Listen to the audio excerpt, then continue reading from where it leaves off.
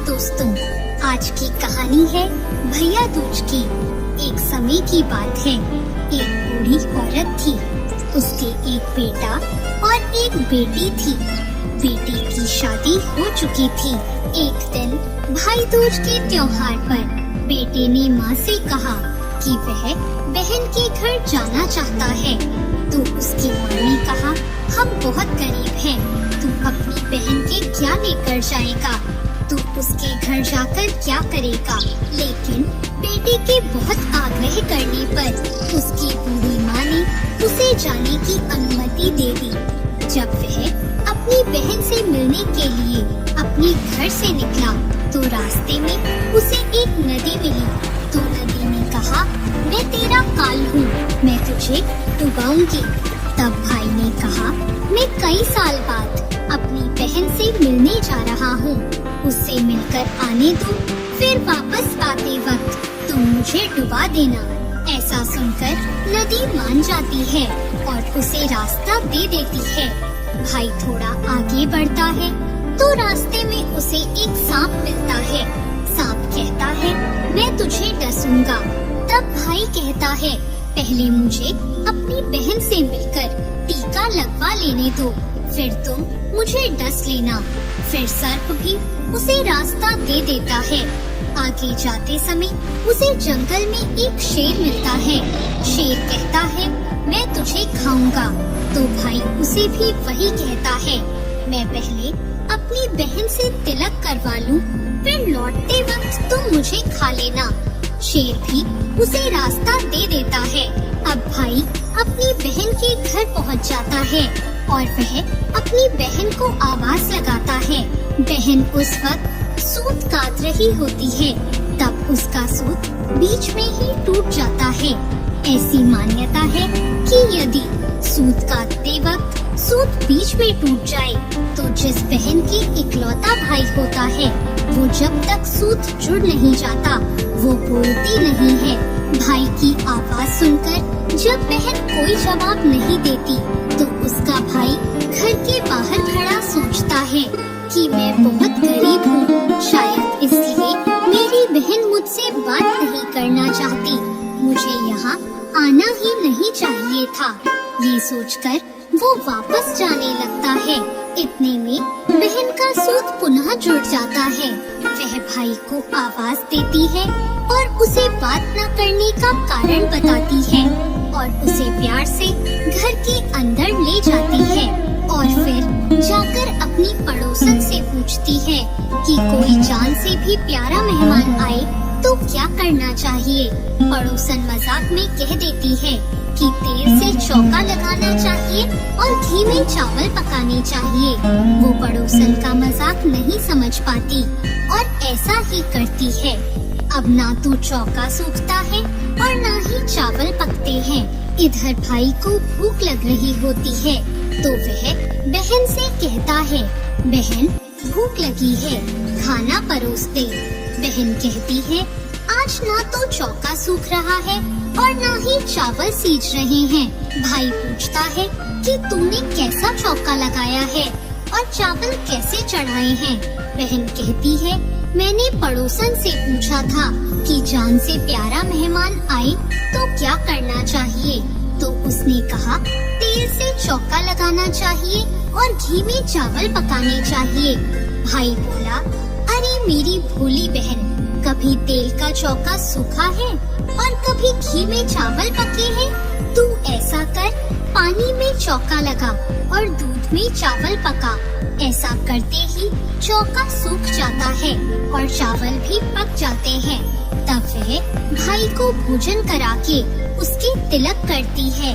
अगले दिन भाई बोलता है, माँ अकेली है, अब मैं घर वापस जाऊंगा। अगले दिन बहन जल्दी उठकर गेहूं पीसकर भाई के लिए लड्डू बनाती है और कुछ लड्डू बच्चों के लिए रखकर अपने भाई को विदा कर देती है। सुबह जब बच्चे उठते हैं और अपनी माँ से खाने के लिए कुछ मांगते हैं तो माँ उन्हें वही लड्डू दे देती है। वह देखती है कि लड्डू तो हरे रंग के हो गए हैं। फिर वह चक्की में देखती है, उसमें गेहूं के साथ एक सांप भी पिस गया होता है। वो उन लड्डुओं को फेंक देती है और भाई के पीछे भागती है, तो उसे रास्ते में पेड़ के नीचे अपना भाई लेटा हुआ दिखता है। वह उससे पूछती है, मैंने तुझे जो लड्डू दिए थे वो तूने खाए तो नहीं? भाई कहता है, मैंने वो लड्डू अभी तक नहीं खाए, वो इस पेड़ पर टंगे हैं। वो पेड़ से लड्डू उतारती है और गड्ढा करके उन लड्डुओं को वहीं गाड़ देती है और अपने भाई को सारी बात बताती है।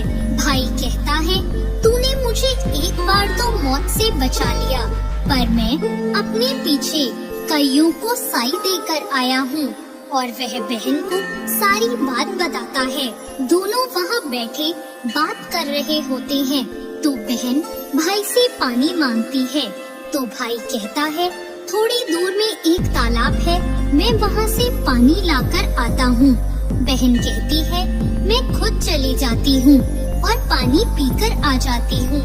बहन जब तालाब पर पहुँचती है तो देखती है कि वहाँ एक बूढ़ी औरत बैठी है, तो वह उसके पास जाकर उससे पूछती है कि तुम यहाँ क्यों बैठी हो?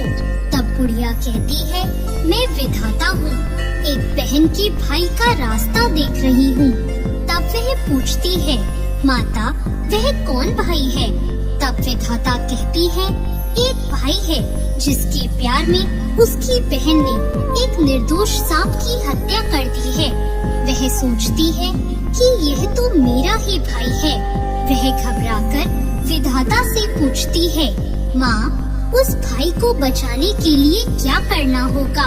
विधाता उसे कहती है कि उसकी एक बहन है, वह उसे गालियाँ दे और उसकी शादी होने तक यदि वो हर घात टाल देती है तो उसका भाई बच सकता है। वो तुरंत अपने भाई के पास जाकर उससे कहती है कि मैं तुझे घर तक छोड़ने चलूंगी, पर रुक, मैं अभी आती हूँ। फिर वह शेर के लिए मांस, सांप के लिए दूध और नदी के लिए ओढ़नी लेकर आती है और दोनों भाई बहन आगे बढ़ते हैं। रास्ते में उन्हें शेर मिलता है। जब वह भाई को खाने के लिए आता है तो बहन उसे मांस का टुकड़ा डाल देती है। शेर मांस के टुकड़े को खाने में लग जाता है और दोनों भाई बहन आगे बढ़ जाते हैं। आगे उन्हें एक सांप मिलता है। जैसे ही सांप उसके भाई को डसने आता है तो बहन दूध का कटोरा सांप के आगे रख देती है। सांप दूध पीने लग जाता है और दोनों फिर से आगे बढ़ जाते हैं। रास्ते में आगे चलकर उन्हें नदी मिलती है जो भाई को डुबाने के लिए तैयार रहती है। तो बहन नदी को ओढ़नी उड़ा देती है। खुश होकर नदी उन्हें रास्ता दे देती है। अब दोनों भाई बहन अपने घर पहुंच जाते हैं। अपनी बेटी को देखकर माँ बहुत खुश हो जाती है, पर बहन उसी समय अपने भाई को गाली देने लगती है। तब माँ कहती है, इसको यहाँ क्यों ले आया? तब भाई कहता है, माँ बहन तो बहुत अच्छी थी, पता नहीं घर आते ही इसे क्या हो गया। थोड़े दिनों में उसके भाई का रिश्ता आता है तो सब कहते हैं बहन पागल तो है, बुरी है, पर भाग्यवान है। जब ससुराल वाले सगाई के लिए मिठाई लाते हैं तो बहन कहती है, इसकी मिठाई क्यों लाते हो? पहले मेरी मिठाई लाओ। और वह अपने भाई को गालियाँ देने लगती है। सगाई शुरू हो जाती है तो वहाँ आग लग जाती है। बहन को तो पहले ही पता था कि उसके भाई की घात है और वह तुरंत ही आग बुझा देती है। शादी के हर कार्यक्रम में बहन अपने भाई के साथ ही रहती है। जब भाई की निकासी होने लगती है तो बहन बोलती है, अरे इसकी निकासी क्यों करते हो? पहले मेरी निकासी करो और इसे आगे के दरवाजे से मत लेकर जाओ, पीछे के दरवाजे से लेकर जाओ। और इतना कहते ही आगे का दरवाजा टूटकर गिर जाता है। सब कहते हैं भले ही बहन कलिया है, पर बराबर भाई की जान बचा रही है। जब भाई फेरों में बैठता है तो बहन फिर उसे गालियाँ देने लगती है और कहती है, इसकी जगह मैं फेरों पर बैठूंगी। इसके बाद दूल्हा दुल्हन की रात जगती है तो बहन कहती है, इसकी नहीं, पहले मेरी रात जगाओ। फिर लोग कहते हैं, बीच में पर्दा लगाकर इसे भी साथ में सुला दो। रात में जब भाई भाभी सो जाते हैं तो रात को वहाँ एक सांप आता है। बहन को तो पहले से ही पता था कि कुछ होने वाला है, इसलिए वह तैयार होकर बैठी थी। वह उसे पकड़कर टोकरे में बंद कर सो जाती है। आज वह कई दिनों बाद निश्चिंत होकर सोती है। उधर उसकी माँ सोचती है कि बेटी के उठने से पहले ही मेहमानों को विदा कर देती हूँ, वरना वह फिर से गालियाँ देकर शोर मचाएगी। बेटी उठकर देखती है तो घर में कोई भी मेहमान नहीं दिखता। वो माँ से पूछती है कि सब मेहमान कहाँ चले गए।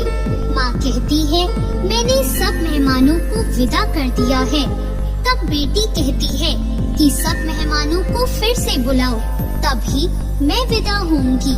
उसके कहे अनुसार माँ सबको वापस बुलाती है। तब वह माँ से कहती है कि मैंने आज के दिन के लिए ही पालने में पूत और चूल्हे पर दूध छोड़कर अपना घर छोड़ा था और पागल होकर अपने भाई को बुरा भला बोलकर इसकी साथ घात टाली थी। मैंने इसे बचाने के लिए ऐसा किया था। यह सुनकर माँ और उसका भाई बहुत खुश हो जाते हैं और उसे विदा करते हैं और फिर सभी मेहमानों को भी विदा कर देते हैं। दोस्तों, सभी बहनें अपनी भाई की लंबी उम्र की कामना करते हुए भाई दूज के दिन अपने भाई को तिलक करती है।